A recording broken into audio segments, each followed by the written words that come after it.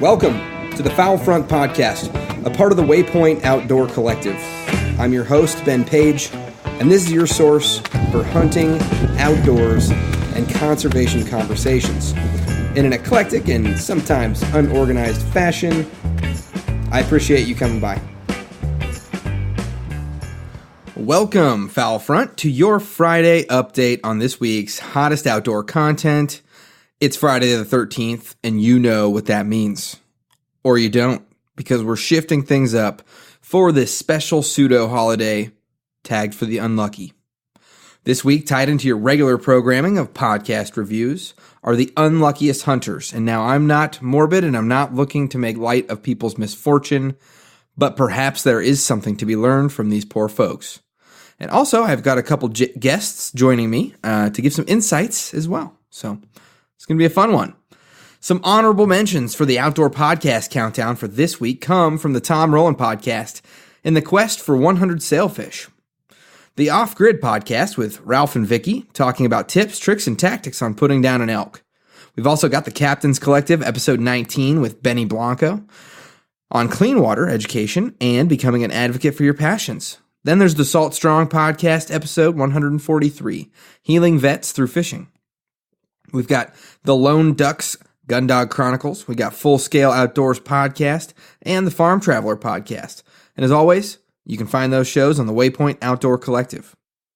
We've also got the Meat Eaters, Cal's Week in Review, which is just a fun little listen every week. It's got some interesting conservation facts and things that are just kind of weird sometimes. So some other honorable mentions are the Big Honker Podcast with what has to be their most, you'll just have to decide for yourself on that one. So let's switch gears. We're going to alternate through these. So we're going to go through the unluckiest hunters and the best podcast episode kind of countdown at the same time. So we're going to start it off with the unlucky hunters, and coming in at number 5 of the unlucky hunters, a Florida man. Well, I've never heard a headline that started like that. So this Florida man had hit the deer woods in hopes to tag out on a nice buck. Instead, he stood to draw or shoot. I'm not really sure. As a lucky buck made his way under his stand. To his surprise, his legs had fallen asleep, and he then tumbled 18 feet, breaking his fall with his face, and subsequently breaking his back, his jaw, his ribs, and both wrists. He lived to tell the tale, but then the DNR reports stated that alcohol was involved. Just a couple lunch beers, the guy said. In addition to that, he had no safety harness restraint. And so, moral of this story is if you find yourself in the woods slightly intoxicated with no safety harness, fixing to hunt some deer, best turn around and call yourself an Uber, because it's just not worth it. All right. Number 5 of the podcast review is going to be reviewed by Foul Front's very own and a friend of mine all the way back from high school, who's been obsessed with waterfowl hunting for about 2 years now. And he's been doing tons of new guy research, and I'm just proud to say that he went out and connected during teal season for his first do-it-himself hunt, and he took 4 blue wings. And so here goes Scotty. Hey, this is Scott. I'm coming on here to review THC from this week. We'll let Ben figure out how to splice this into his podcast, I guess. Ben O'Brien has Cal, Sam Lundgren, and Joe Ferranato in the studio to swap stories from their opening weekend's archery elk hunting. Between the 4 of them, 2 or 3 tags got filled, but Ryan O'Callahan had the most interesting harvest story. You're going to want to give it a listen if you'd like to know what happens to a bull elk that plummets 600 feet off a cliff. Other than weekend hunting stories, the guys discuss the right time to split a White Claw with your hunting partner, ways to limit your encounters with other public land hunters, and the terrain you'll find in the mountains of Montana. I feel like the elk talk is starting to wear on me. However, this one was worth a listen because these guys are great storytellers. All right, thanks, Scott. Let's get back to the unlucky hunter countdown, and at number 4, after successfully filling his tag on an Oregon elk hunt, one unlucky hunter began dragging the bull up a hill on a four-wheeler. Up a hill. The hunter's quad upended itself and flipped backwards, impaling the hunter on the bull's antlers with the weight of the four-wheeler. His hunting party was fortunately able to apply emergency first aid, and he was subsequently life-flighted to the nearest hospital. I think the story here is don't drag a bull elk up a hill with a four-wheeler, and honestly, be extremely careful on four-wheelers. I know of more four-wheeler accidents and deaths than I care to. So, all right, coming up, number 4 on the podcast countdown. We take a trip to Matt Lee of High Prairie Sportsman's Living Room in central Nebraska with the MVM Show, episode number 30, following a weekend of successful Nebraska teal hunting, where the MVM crew flew halfway across the country to hunt in God's land with the Prince of Teal, the friend of the foul front, and the fiend of funky facial hair, old mutt himself, Matt Lee. Now, if you want to catch the actual hunt, go check out the Mid-Valley Mercenary and the High Prairie Sportsman YouTube channels, a part of the Flyways Collective. Watching those videos really peels back this content creator veil that you think is going on. It's like 4 dudes with pure, unadulterated, and kid-like joy, and just all the fun that these guys had together. There was no stone-cold killer faces or woos or anything like that. Just good dudes enjoying each other's company, high-fiving, just being really excited, and I cannot wait for teal season to get here. All right, unlucky hunter number 3, Arthur Hutch Murphy. I think the only guy I'm calling out by name on this, not to be confused with the Irish writer Arthur Murphy, for any of you well-read folks. Anyways, old Hutch, the Auburn College student, and his group were retrieving their boat after what I presume was a successful waterfowl hunt. When he landed his boat on the shore, his dog jumped into the back of the boat where his 12-gauge shotgun had been laid. He can't remember exactly what happened in the heat of the moment, but old Buddy the dog had put a shot shell into his never-again careless owner's leg. The leg healed, and the dog stayed by his side until the wound had healed. And the lesson here is to unload your shotgun when transporting or not in direct control of the weapon, and to watch your shotguns around your furry hunting buddies. It's not their fault. It's yours. Coming in at number 3 of the podcast countdown, we've got the Meat Eater Podcast, episode 185 with Tom McGuane on the beauty of not knowing. Now, Tom is an author and an avid outdoors person whose stories and seasoned, well-practiced, mature take on things is an absolute treat to listen to, as well as gaining some insight into the past. I think the older the podcast guest, the more I like it, honestly. It's just my interest in the past, I think. But if you're looking for a little highbrow content this week that is somehow nostalgic as it is entertainingly thought-provoking, Meat Eater Podcast, episode 185, Tom McGuane, is for you. All right. Our runner-up, unlucky hunter number 2. A Kansas man, his brother, and a friend hit the spring turkey woods in 2017. Apparently, they decided to split up and cover more ground. As many hunters have taken to these days, the man spotted a turkey coming up his way, and so he set his ambush. As the fully fanned turkey presented itself, the Kansas hunter fired. Blam! Turns out, the man had called in his brother and friend who had decided to creep up on the Holler & Tom behind a turkey fan, otherwise known as reaping. The guys survived, but the moral here is that reaping probably is not a great idea on public land or when you don't know where your hunting partners are. And you probably should not shoot something that just happens to look like a turkey.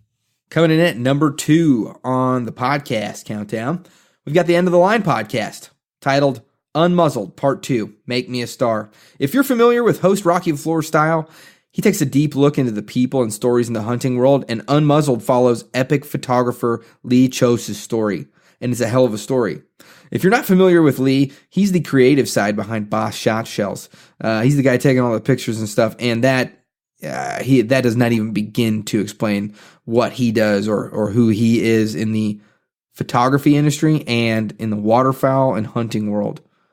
If I could just be a fly on the wall of these conversations every week, I would. This is something special that all waterfowl hunters should go listen to. End of the Line podcast, Unmuzzled, Part 2. All right. I think we're going to take a quick break here. Before we get to the number ones, the champions of these countdowns, just a fun little clip here from my good friend Bryce, who actually hunts with Scotty, the other guy that reviewed the THC episode, who's also very new to waterfowl hunting, and it's been really fun getting all their text messages on everything they're doing, from building their own marsh stands, hunting for decoy sales, scouting, and then just getting out there. So I wanted to have them both participate in this week's episode, and if it's something that you guys think is cool, that's great. Hopefully their inputs can help out some new guys, or at least make things relatable so that, other people are going through what you're going through. So here's Bryce on his take on some of the YouTube videos and content that he watched this week and what he is looking for from YouTube content as a new hunter. Hey guys, my name is Bryce, and I am one of Ben's high school buddies. And so he asked me to come on today to just give you guys a little rundown of my introduction into waterfowl hunting. I have been a hunter for most of my life, mostly been deer, upland birds, turkey, primarily muzzleloading season. It's definitely my go-to. And so just starting to get into waterfowl hunting. And so with Ben having the podcast, it's really introduced me to a lot of the different YouTubers and podcasters out there. And so I just wanted to give you guys a little rundown on what I've been doing to educate myself as a new hunter to this. Obviously, I listen to the Fowl Front podcast and have loved the content that it puts out, just a whole wide variety of introduction stuff, a little bit more detailed stuff, even as far as like setting up spreads, what to look for, and some of the terminology that just gets thrown around, because as a deer hunter and as a turkey hunter, I'm just not used to it. I've also started to watch, HP Outdoors and the MWV YouTube channels, and have really enjoyed those. It was really cool this last week. Got to see both of them do a hunt in Nebraska for opening teal season. So really enjoyed that. Any of the Nebraska YouTubers I enjoy watching, just because it's fun to see guys in your home state having success hunting. Have really liked getting to see the action, getting to see how they get stuff set up, and just that camaraderie. One of the things that me as a new hunter that I would like to see is I'd like people to break down their setups, break down what they saw when they were scouting it, why they're picking locations, why they're setting up like they are. I know for me, even as a deer hunter, the wind is a huge factor every time we set up and put in a spot and stock or something like that. So just what are the conditions that they're going out in, and how are they basing what are they basing their decisions off of? So that's it. Excited to get more into this and have some success this season, and just to keep following the content and seeing the stuff that's getting put out there. So thanks. All righty. Thank you very much, Bryce. Shall we get to unlucky hunter numero uno? Okay. The unluckiest hunter of the countdown comes from a Maryland goose hunter who, after successfully calling in a honker and subsequently killing the goose, was knocked unconscious as the goose took its final postpartum revenge on the hunter by landing on his face. From about 30 yards up, the hunter even lost some teeth. He was then transported via ambulance and airlifted to a Maryland hospital and has since made a full recovery. Well, minus the teeth. I don't know if there's much to learn from this one, but I'd like to see Bobby Guy try and pull this stunt off. If you're out there, man, I hope you're doing better now.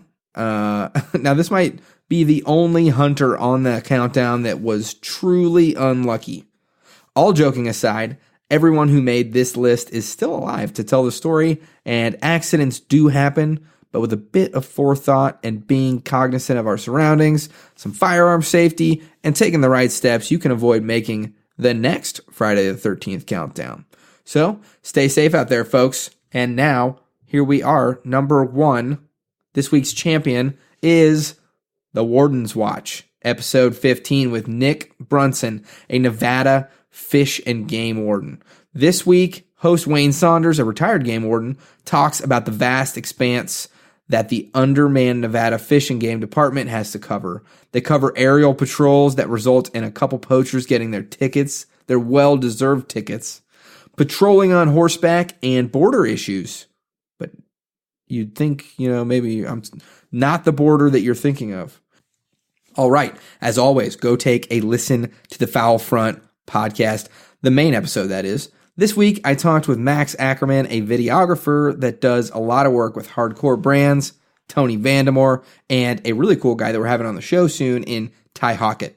So go check him out. And if you find this helpful or entertaining, please go give us a 5-star rating and leave us a written review. I'm currently about 30 some hours away from hunting teal with Elliot and Jordan from the Duck Gun podcast, and I cannot wait. Okay, guys and gals, thanks for listening. I really appreciate it, and I can't wait to hear from y'all. Yeah, y'all. I can't wait to hear from you.